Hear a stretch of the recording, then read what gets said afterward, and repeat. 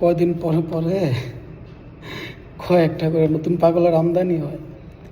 আগে কদিন জ্বালাইছে সোশ্যাল মিডিয়াতে আমাদের হিরো আলম, তারপরে জ্বালাইছে ভাইরাল সিদ্দিক কমেডিয়ান, এখন আছে নতুন পাগল গাঁজাখোর, নিকোটিনের আসক্ত ফেন্সিডিলখোর নাসিরউদ্দিন পাটোয়ারি।